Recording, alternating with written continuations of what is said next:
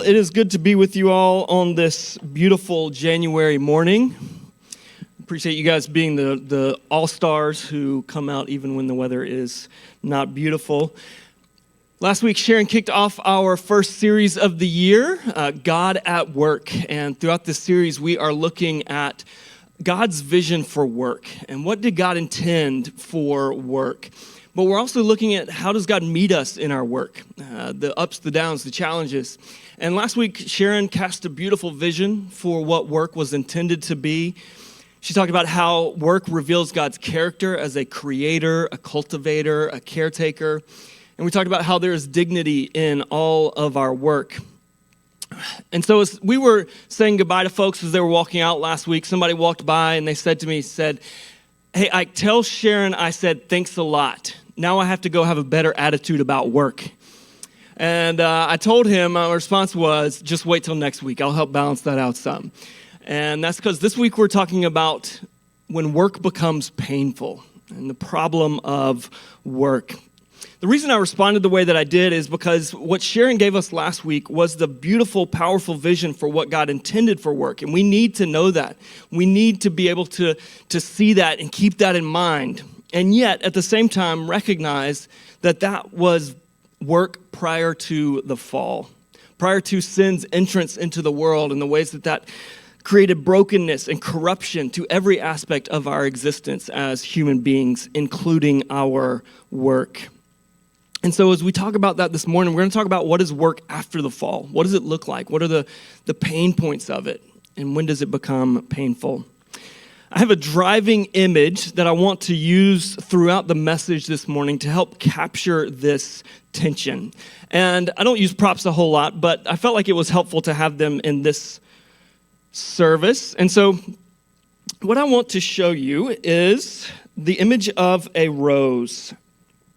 A rose can be beautiful. It can bring pleasure and delight from the sight of it, from the smell of it. But there's something about this rose that is not reality, which is this rose has no thorns.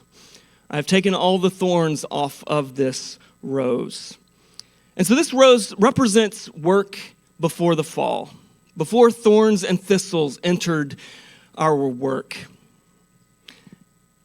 We've read during the scripture reading this morning about this curse that God pronounced after Adam and Eve ate from the fruit of the tree. I want to go back to sort of our central verses in that, beginning in verse 17. It says, "And he said to the man, because you listened to your wife and ate from the tree about which I commanded you, do not eat from it. The ground is cursed because of you. You will eat from it by means of painful labor all the days of your life." It seems that God is introducing a new reality with this idea of eating by painful labor. That before they could just stroll through the garden and pick the fruit off the tree and enjoy it, but this is a new reality. It says it will produce thorns and thistles for you, and you will eat the plants of the field. You will eat bread by the sweat of your brow until you return to the ground, since you are taken from it. For you are dust, and you will return to dust. In other words, God's saying to Adam, the things that you used to delight in cultivating are now going to be difficult and painful. Your back is going to hurt from pulling weeds out of the crops. The things that you used to stroll through the garden and kind of pulling the fruit off the tree, you're now going to have to navigate thorns and thistles. And so Sharon gave us this view of work without the thorns. As she started, she also talked about how a lot of times she will meet folks in the lobby after the service, and kind of one of the questions will be, how's work going? And she said, never have I ever had someone respond saying, I am living the dream. All of my hopes are coming true. I am crushing this work thing. Everything is amazing. I love every single person I work with. I just get up every day excited about work. Never has she heard that. More often, it's more the reality of work is hard. It's painful. It's difficult. There's this situation going on. There's this deadline that I'm up against. And so for many of us, the way that we experience work is more like this. A thorny stem with no rose. It's all pain. there's pain points all over this thing. You trip up on them, you hit them. You didn't even know they were there until you put your hand on it and it poked you. And so we read this curse and we're like, facts. This is real. It's all thorns and thistles. I cannot wait until retirement. I've been known to say at times, people ask how work is, and my response is, well, it's work. It's called work for a reason. So I want to, as we get started this morning, I want to invite you to think about and just reflect on kind of your current work. And I don't just mean the job that you're paid to do. I'm talking about the work that you do as a parent, as a stay-at-home parent, the work that you do in the lives of those that you love, the creative work that you do, the cultivative, the caretaking work that you do. Maybe it's taking care of aging parents. I don't know where you find yourself. Maybe it's school.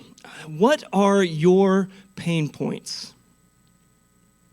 What are the thorns of your work right now? What are the thorns of the season that you are in? What are the pain points for your work right now? Work becomes painful for a lot of reasons. For some of us, it is the environmental conditions. What I mean by that is we find ourselves in a situation where the work culture is toxic. And there is discrimination and bullying. There's unrealistic expectations. There's harassment taking place. There's condescending remarks that are made from your boss. For some of us, it's painful because of interpersonal conflict. That it's hard to go to work because we know we're going to face conflict. For some of us, those thorns have a real name. We think about them when we wake up in the morning. For some of us, it's a lack of control, a lack of autonomy, a lack of agency and influence to really change the things that we want to see change, that we don't have a voice. It could be a lack of appreciation, that it just seems like they just take for granted that you show up there every day and do that work. It could be ineffective organization. It could be that your job is physically demanding. That could be the job that you do, that you get paid for, or at home with kids. That is physically demanding work. It could be that you feel like it's a dead-end job with a lack of growth opportunities. The pain could come from disappointment, that you have not been able to impact things in the way that you had hoped, that you had dreams for what this could be, and it has not been that. Or maybe you had hopes that everybody else would be on board with you, that you shared this value, and it turns out there was more opposition than you expected. Maybe you thought you would be more fulfilled from what you are doing, that you envisioned it one way and the reality is something else. Maybe you've experienced a medical setback of some sort, and now work is difficult, if not impossible. And you've had to step back from work and wrestling through what that means and how to come to terms with that emotionally. Maybe you experienced being fired, and that being more than just the loss of a position, but something that affects how we feel about ourselves. What does it say about me that I was let go? And the financial uncertainty that can throw us into. Maybe for some of us it's painful because work has become pointless. We just don't even know why we're here. We just feel like a cog in the wheel. We never get to see the fruit of our labor, the outcome of what we're doing. I can speak from time having young children that there were days where as much as I loved my kids, every day felt the exact same. And I began to wonder if this was going to be the rest of my life. It becomes painful, it becomes difficult. Maybe you're in middle school or high school and you're like, I have no idea why I am learning this. I cannot fathom a time in my life where I will need to know this. And it's just painful to continue sitting there. I remember being in college and we'd come to exam time and I would just become so restless during that time because I wanted to be out there doing ministry. And these exams felt like such an obstacle to the thing that I came to school for, which was ministry. And so it felt just so frustrating that I couldn't be doing the thing that I wanted to do. Maybe you identify with some of those things. I want to put my finger on them, but also maybe the pain that you're experiencing is not in that list. And I want you to know that doesn't make it any less valid, any less real. That verse 17, it says, the ground is cursed because of you. You will eat from it by means of painful labor all the days of your life. I want you to know that word, or those words, painful labor, actually come from one Hebrew word. It's just one word in the Hebrew. And it means pain, toil, sorrow. So you could read it this way: you will eat from it by means of pain all the days of your life.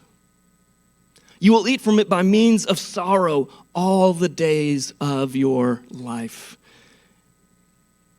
And there's times where maybe you wrestle with Scripture being true, but in this moment you're like, nope, that one's true. That one's real. It comes from the Hebrew word that means to carve something. I don't know how many of you have ever tried to carve something, but as a kid, I started many carving projects that I did not finish. And so if you were to go to my childhood home, I'm sure you would find many half-carved projects where I started carving a duck that in my mind, it was going to be beautiful and amazing. And then I got into it and I was like, this is hard. This is labor intensive. It takes a lot of patience to wait to see the fruit of my labor. And so it has that idea of like work is tiresome, exhausting. But the root cause of this pain is one thing. There's one thing that is at the root cause of this. And when I say this, you may say, that's an oversimplification. That can't be it. There's more going on here. But the one thing that is at the root of that pain is sin. And the reason I say that is I'm not talking about our individual sins that we commit against each other. I'm talking about the catastrophic brokenness that reverberated throughout all of creation when Adam and Eve broke their perfect harmony and union with God. We look back to this and we think, how could such a little decision between Adam, Eve, and God lead to such devastation? But the part that we often miss in that we lose sight of when we think of this garden, is that this whole garden, this whole creation was created with one ultimate purpose, and that was to be the location where God and humanity existed in perfect harmony and unity. Isaac and I have been working through a curriculum called The Primal Path, and as he kind of takes that turn into his teenage years, we're kind of walking through stuff as he journeys into becoming a young man. And this week we were talking about temptation. And one of the things that we were talking about is the way that temptation tells us, with this thing, the pleasure is going to be incredible and the consequences are going to be small. They're going to be insignificant. They're not going to matter. But in reality, it's the exact opposite. Oftentimes, the pleasure is small or not lasting, and the consequences are tremendous. They are huge. And you think about sin, you think about things that we could do that we didn't expect, all of the brokenness that might have come out of the other end. A thing like the choice to have an affair, right? We think that's between two people, but come to find out that it breaks all kinds of things that we could not have imagined. I think the same is true with Adam and Eve in this decision. It's like the crack in the foundation of a home has implications for all kinds of parts of the house. The walls have cracks. The pipes come out of alignment. It puts this stress on the electrical wiring. The roofing can pull apart, which allows water in, which creates its own brand new set of problems. And so like a crack in the foundation of human existence, this sin causes stress, tension, and brokenness on all aspects of our existence, including our work. What we saw in Genesis 1 and 2 last week, as Sharon taught on the vision for work, is that all of creation was created good. You and I were created good, that work was created good. But what we see this week in Genesis 3 is a new development, which is that all of creation is broken. Work is broken. It's filled with stress, intensity, pain. But what I want you to know this morning is that can be true, but not all hope is lost. I want to give you a vision for ways that we can think about work now. That just as we maintain some semblance of our being made in God's image and likeness, even though that has been distorted by sin, in the same way, work still maintains some semblance of what it was intended to be. And so if we go back to our rose image, I've got one more rose for us to keep in mind this morning, and that is a rose with thorns. No longer is it the reality that roses do not have thorns. But it's not also just a thorny stem with no rose, as we can kind of come to the conclusion on. Just as it's a reality that roses have thorns after the fall, it's also a reality that work can be difficult, painful, stressful, taxing, exhausting, and at the same time, it can be wonderful and full of purpose, something we delight in and connect with God through. And so the question that I want us to talk through for the rest of our time is, how do we hold this rose as it is? The fact that it is a beautiful rose, but it also has thorns. And I recognize that our situations are as different and as numerous as the people in this room. That there are no blanket statements that I can make about when you should quit your job or when you should start a new job or whatever it may be. But what I want to do is I want to invite you to take some questions that I'm going to ask and to reflect on these questions. To reflect on them this morning, but also to reflect this week to get a better sense for what exactly is the pain of the work that I'm doing. My first question for you as we process this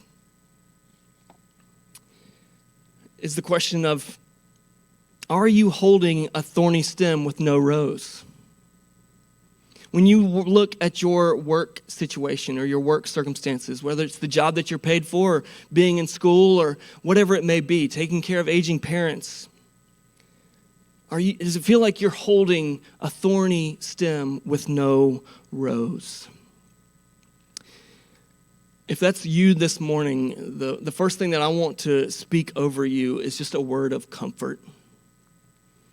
I want you to know that in the midst of that, God sees your pain. He sees you in your suffering. His eye is on you. In the book of Psalms, David is writing about his pain as the one leading Israel.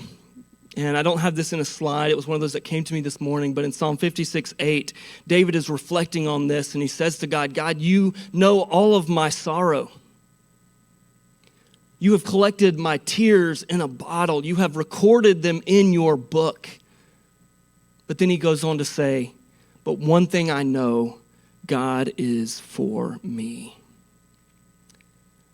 I want you to know this morning that if you find yourself in that pain with work, I want you to know that God's eye is on you, that he sees it, that it matters to him, and for you to know that God is for you.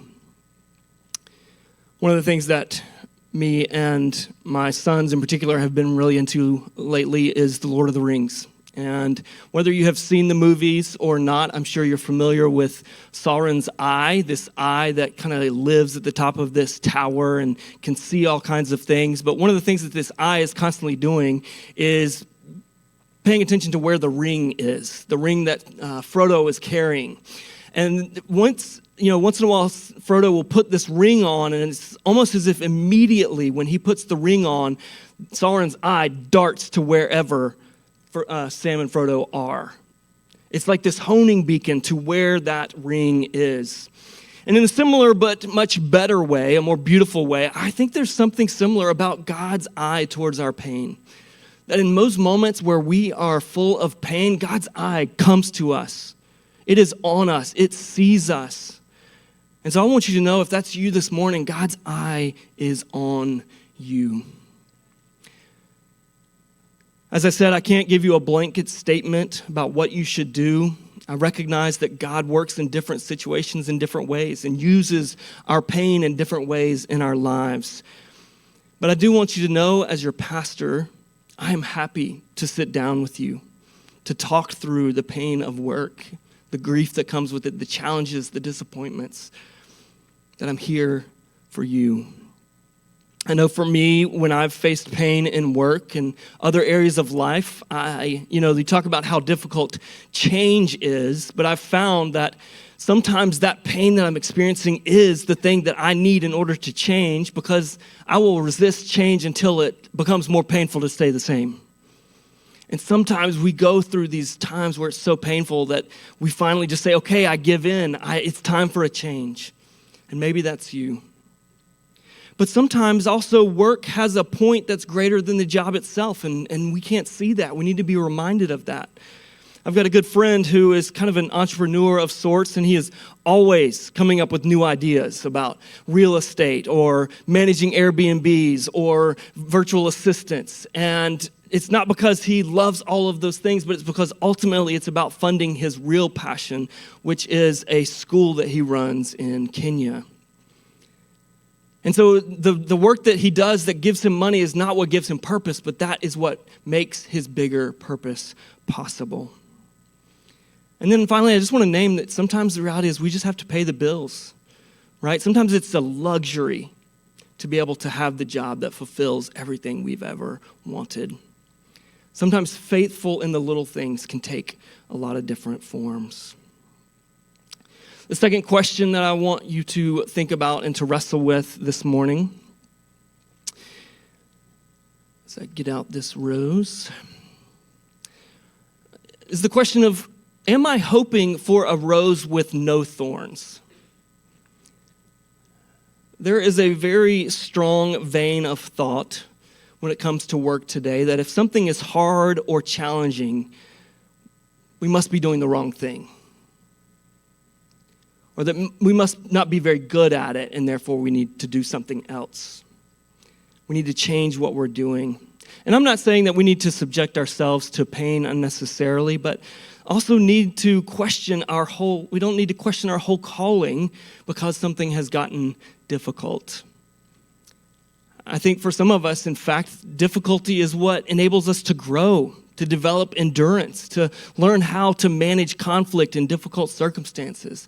Work can do all kinds of things that challenge us. But I want you to know that just because it's difficult or you're not the best one in your whole entire field doesn't mean you're doing the wrong thing. And so have you been hoping for an unrealistic vision of work, a vision that only existed before the fall? And then finally, my last question for you to wrestle with and think through. It's the question, is the rose worth the thorns? Is the thing that you see at the end of your work, the outcome that you are working towards, is it worth the thorns? Sharon talked about this weekend, we celebrate the life of Dr. King, and there are few examples as profound and powerful as Dr. King when it comes to the thorns and the rose. Dr. King had a beautiful vision that he wanted to see for America, for who we as God's people would be and how we would connect and relate and be reconciled to one another. And yet, Dr. King knew that this work had thorns. He shares in several of his works about receiving death threats and bomb threats. He shares at one point about sitting in his kitchen, sitting up all night praying because of this threat that he had received about attack on his house and his family. He knew the reality of the thorns for the rose that he was pursuing. And yet, I'm so grateful. I think we are all the better because he chose to accept that the rose was worth the thorns and made that ultimate sacrifice. Is the rose worth the thorns? Sometimes God calls us to hard things, but that doesn't mean it's the wrong thing. I've been in some great jobs with some great teams, and I've also been in some awful jobs with some awful teams. And as we kind of wrap this together, I don't know definitively, was that God's perfect will for me, or did I make the wrong choice? Did I choose the wrong job? Did I go down the wrong path? But what I do know is that God met me in each of those environments and used them to form and shape me. And so as you think about the rose with the thorns, the thing that I want you to take away, if you miss everything else this morning, is that God cares more about who we are becoming than which job we do. God is more interested, more concerned about the kinds of humans we are becoming than he is how awesome we are at our jobs, how successful we are at our jobs. And so maybe what you need to hear this morning is that in the midst of the difficulty of work, God's not just waiting for you to figure this out, not waiting for you to make the perfect decision. What you need to know is that he is in it with you. And in the midst of it, he's going to see and use what's around you to shape you into a human that looks like Jesus. At the end of the day, as we talk about work, our ultimate work is to be conformed to the image of Christ. Regardless of the job that we're in or our employment status, whatever it may be, our work is to be conformed to the image of Christ. And even that is something that God's Spirit, we partner with his Spirit to do. But that language of the image of Christ is some lofty language. What does that mean? Simply put, what that means is that the image of Christ is the perfect restoration of man in union with God. That's what we see in Jesus. Man and God in perfect unity. When God created Eden, as we said, it wasn't about a paradise or a particular location. It was those things, but it was about a union of man with God in perfect harmony, co-laboring with God as creators and cultivators and caretakers. That we were invited to be partners with God in his original vision for work. I think a part of the pain of work is that work reminds us that we are not God. That as much as we would like to just be able to snap our fingers and change everything, to make the outcome we want come true, to fix that person that we can't stand to work with or the situation that we find ourselves in. It reminds us that we are not God, but we are made to be God's partners. And God continually invites you and me back into this. I want to take us back to this image of the rose and the thorns. You know, when we look at Jesus' life and his death, towards the end of his life, he is taken to the cross. But before they do that, they mock him. They make fun of him, this king of the Jews. And one of the things that they do is they make him a crown. And that crown is made out of thorns. They press it onto his head. And a part of what's being communicated in that moment for us as we read these stories of Jesus' suffering and sacrifices, to know that Jesus took the thorns so that you and I could have the rose. And you may need to hear this morning that all of the pain, this struggle with work, Jesus gets it. He understands it, but he also didn't want it to stay that way forever. That he wants to restore it to that vision of work, of joyful partnership with God. And we can still get a taste of that now. It won't be perfect, but one day we will experience that again. And so Jesus is our way back to that union with God that can happen whether we are in this job or that career, this grade or that stage of life, this degree program or that employment status. What God ultimately cares about is the creation and the cultivation and the caretaking of his children back to what he intended. You and me back to what he intended. And so I want to invite us to just take a moment. I want to invite you to bow your heads. We want to just spend a moment connecting with Jesus. Maybe there's been something, a question that's been asked that is connected deeply with where you are. Maybe you needed the reminder of the hope that Jesus is working to restore this back to a vision. And in the midst of it, he's with us. I don't know where you are this morning. We're going to have our prayer team available on the sides if you want someone to come and pray with you. But let's just take a moment now and connect with Jesus wherever we are.